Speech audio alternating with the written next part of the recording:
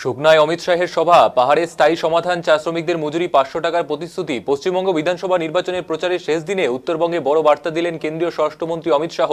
মঙ্গলবার শিলিগুড়ি সংলগ্ন সুকনা হাইস্কুল ময়দানে আয়োজিত জনসভা থেকে তিনি গোর্খা জনজাতির উদ্দেশ্যে দীর্ঘদিনের বঞ্চনা, পাহাড়ের রাজনৈতিক দাবি এবং উত্তরবঙ্গে উন্নয়ন নিয়ে একগুচ্ছ বড় ঘোষণা করেন।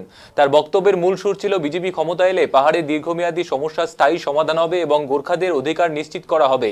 এদিনে সভায় উপস্থিত ছিলেন দার্জিলিংয়ের সাংসদ রাজু বিস্তা, গোর্খা জনমুক্তি মোর্চার সভাপতি বিমল গুরুং, সাধারণ সম্পাদক রোশন গিরি, জিএনএলএফ সভাপতি মন ঘিসিং সহ পাহাড়ের 2 আসনের প্রার্থী লেমন রায় এবং সোনাম লামা।